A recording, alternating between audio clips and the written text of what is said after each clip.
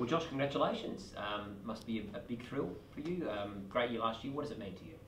Certainly, yeah, a bit of a thrill. It's only a small percentage of players go through their career and get to represent their club in a leadership sense. So yeah, big thrill for me. Still got plenty to learn and plenty of growth in that region. But yeah, I guess to take on the responsibility. The fellow players saw enough of me to put me in there. So I guess it's now my responsibility to take that role and run with it. It was a smaller leadership group last year, obviously a bit bigger this year. What's the reasoning behind that? I'm not entirely sure. I wasn't sort of privy to that conversation, but I think last year we probably the load just falls on too few when you have a small group. It's probably why leadership groups come into vogue in the first place to try and spread the load. So I think it's going to be great because we're all going to add different perspectives. I certainly have a different, I think differently to say Tex and Sloaney and Tommy Lynch. So that's probably the unique thing about it. We all bring something different, and hopefully collectively we come out with the right answer more often than not. This year, Josh, I think it was a bit of a poison challenge last year, all the leadership boys in and out of the team with injury. Yeah, well, I guess I was in a pseudo leadership role last year because I was one of the only guys who were experienced that was out there. So yeah, that's a lot of that's out of our hands. A lot of it comes down to luck, but yeah, hopefully there's nothing in that. What improvements do you think you've made over the off-season, Josh, to warrant selection, or what do you think your teammates have seen to go? He's now our guy. I think the guys recognise the effort I put in last year on and off the field. I think I still believe firmly that the biggest, most important part of leadership is performing on game day. There's a lot of things on the periphery, but you need to perform, you need to play well. So I know when I was a young player, I didn't want to hear someone telling me what to do. I want to see them going and doing it. So I think that's first and foremost. And in a challenging season, I was still able to play and perform to a strong level. And then secondly, I think the players all know that I've got their best interests at heart. I always fight for what's best for the playing group or what we think's best for the playing group. So I think the guys really admire that, and it's great that they saw that in the vote. You're a bit of a straight shooter when it comes to calling a spade a spade. Do you think you will have to say to someone, this isn't how we do things, or will you just go about your business?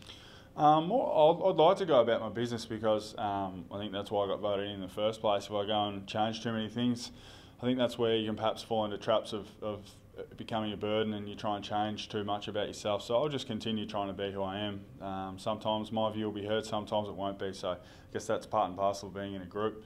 If it was solely one person's decision, then that sometimes that view is going to be wrong. So I think collectively we'll come up with the best answer or best decision we can, and hopefully it's the right one. Is it last year? Sorry, there were sort of portfolios assigned to each leader. Is that similar this year?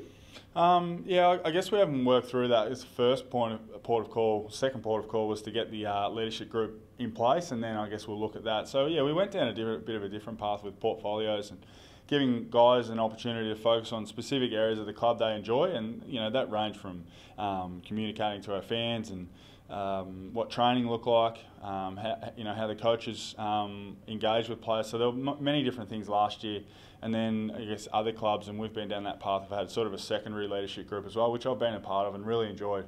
So I guess we haven't worked through that yet, but there's there's plenty of options, I guess. What do you hope your role will be out of those? What do you hope you? I just like to continue. I think one of the primary reasons I was selected in the group is I sort of think differently, and I've got different opinions and thoughts, and I think the guys really appreciate that. And as I said, I like to call it as I see it. I think that's important. And in footy these days, we have plenty of meetings and we can sort of sit around and not get much achieved. And I like to sort of let's get down to business, let's get things done, and let's get better. So I guess I'll try and continue down that path and improve the areas that I'm not as good at. Tough time this week for the Heat. It's 3:40. Would you like the game to be shifted or measures in place? What are your thoughts on the time slot? I got married 3 months ago and it was 45 degrees, so I don't have much to wear. I was wearing a suit, so I'll be quite happy in the shorts and singlet. Yeah, it's not ideal. I was just saying earlier, to be quite honest, it's going to be worse throughout the game. It's going to be worse for the fans than for us, and we train in the heat all the time. And once we get going and splash water on ourselves and have a drink and stuff, we're actually all right. There'll be a residual effect, and we'll probably pull up a bit ordinary from it, but it's going to be harder for the fans sitting there in the sun with the sun beaming on them. We've got plenty of other things to worry about, so it's not ideal. There's certainly some things that I think the AFL can put in place to look after us and look after the fans as well and make sure they're all hydrated, but to be honest, I personally don't think it's going to be a massive issue. It might affect us because we do have a 6-day break. Perhaps that's a bigger issue than the heat, but yeah, I don't think it's going to be a major factor. But hopefully a couple of little things like longer drinks breaks. Yeah, I think some common sense things. You know, I know the aim is to have less people on the field this year with the runners and water boys, and so I guess to let the people running water be on the field at all times just makes sense in extreme conditions. We're not going to have to worry about that during the season, so to allow that I think makes sense. 40 players, I think you've had training with the group, which is so different to last year. How good is it to have almost a full list to choose from this week? Yeah, and I guess to add to that is the load becomes less on the guys who are training. Last year we're trying to achieve the same things at training, but only with 24 or 25 guys, and you know, I was one of the guys out there, and you have to repeatedly do all the work, and can become a bit of a grind. So to have 40 out there, the energy is different of the training session because we've got so many more people out there. You know, when you've got 40 available, that means you've got your best 25, best 30 out there as well. So you know, it looks good. Coming to work now is meant to be fun for you guys. Why wasn't it fun, and why is it fun now? Well, you guys have jobs as well. It's not always fun, is it? Like that's just the way it goes sometimes. But certainly we went down the path, went down a few paths last year that just didn't work, and that's what happens in life. Sometimes things just don't work, and I guess the good thing is we haven't continued down that path.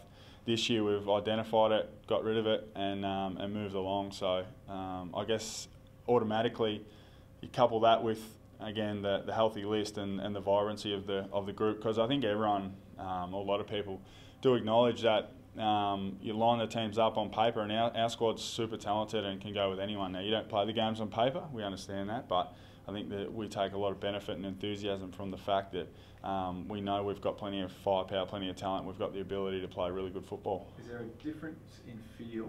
I mean, I know you can't really go back, but does this feel like 2017 at all? Yeah, it is very, very difficult to even remember what the start of 2017 felt like. I know what it felt like throughout the season once we were rolling, and I think we got to 5-0 or 6-0, and from there on we just kept rolling. So I know what that felt like, but it's hard to remember what the actual summer felt like.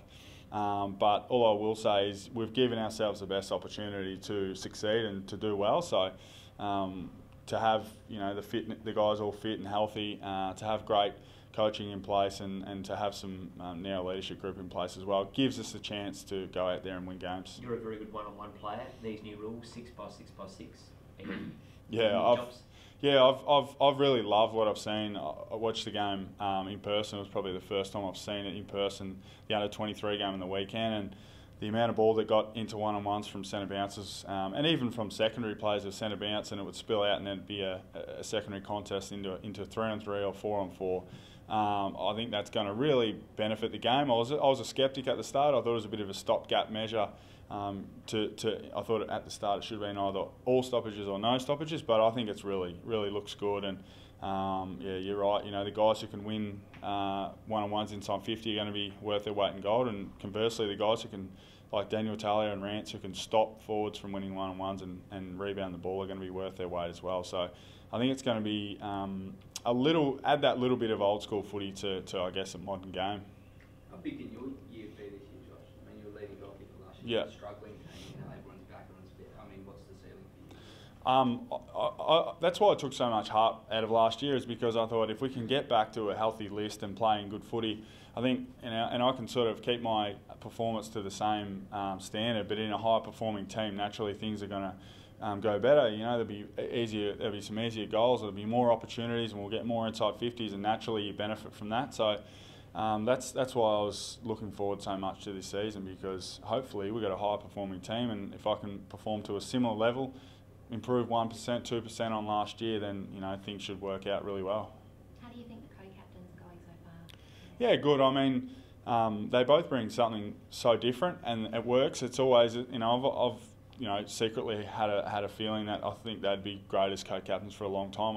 I'm actually a huge fan of the co-captaincy. I know that there's a lot of people who aren't, but I'm a huge fan because I just think there's so many things that are asked of a captain away from football that it can become too much for one person, especially a young. Tex was 26 or 7 when he took on the role. It's a lot to ask someone, and what Sloanie's not good at, Tex is magnificent at, and vice versa. And I think it works perfectly. So I'm a huge fan for co-captains.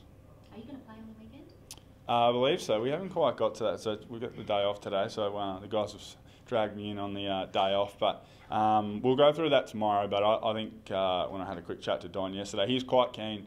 In all seriousness, we only got the 2 games instead of 3. So he was quite keen for us to play pretty strong side this weekend. I think the heat will probably alter that a little bit in terms of minutes. But he's pretty keen to play a strong team this week and then next week. So not ideal. We've basically got travel with a 6-day break in the pre-season, so it's not excellent scheduling, but we just got to put up with it, and we'll play pretty strong sides.